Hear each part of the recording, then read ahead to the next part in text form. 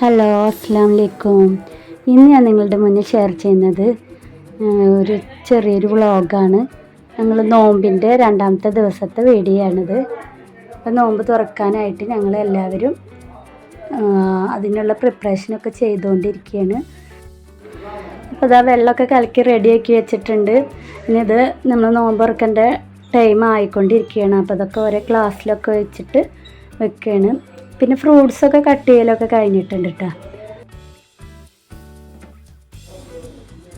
കുട്ടികളൊക്കെ നോമ്പ് തുറക്കാനായിട്ട് റെഡി ആയിട്ടിരിക്കുന്നുണ്ട് കേട്ടോ. ഇന്ന് നോമ്പ് തുറക്കാനായിട്ടുള്ളത് വെള്ളം കലക്കിയത്, പിന്നെ മുന്തിരി ജ്യൂസ് അടിച്ചത്, പിന്നെ ചക്കരമത്ത കട്ട് ചെയ്ത് വെച്ചത്, പിന്നെ ആപ്പിള്, പേരക്ക, ഷമാമ് ഇതെല്ലാം കൂടി കട്ട് ചെയ്ത് വെച്ചത്. പിന്നെ പൊരിച്ച കടിയായിട്ടുള്ളത് പക്കവടയാണ്. പിന്നെ വേറെ ഒന്നുമില്ല, പൊരിച്ച കടി അധികം കഴിക്കണ്ട വിചാരിച്ചിട്ടാണ്. അപ്പോൾ എല്ലാം റെഡിയാക്കിയിട്ട് ബാങ്ക് കൊടുക്കാനായിട്ട് കാത്തിരിക്കുകയാണ്.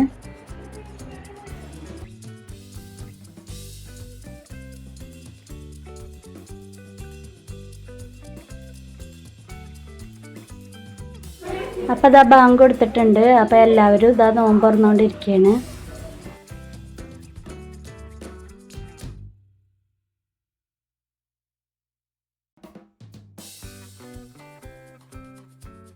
പിന്നെ നമ്മുടെ ചാനൽ ആരെങ്കിലും ആദ്യമായിട്ട് കാണുന്നുണ്ടെങ്കിൽ ഒന്ന് സബ്സ്ക്രൈബ് ചെയ്യണേ.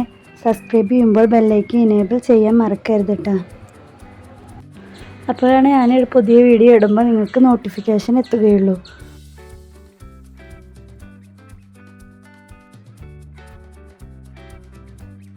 അപ്പോൾ എല്ലാവരും നോമ്പ് തുറന്നുകൊണ്ടിരിക്കുകയാണ്. ഇന്ന് ഞങ്ങൾക്ക് നോമ്പ് തുറക്കാനുള്ളത് ചക്കരമത്ത, ആപ്പിള്, ഷമാമ്, പേരക്ക നുറുക്കിയത്, പിന്നെ പൊരിക്കടി, ഈത്തപ്പഴം, പിന്നെ വെള്ളം കലക്കിയത്, ഇതൊക്കെ കൂട്ടിയിട്ട് നോമ്പ് തുറന്നുകൊണ്ടിരിക്കുകയാണ്.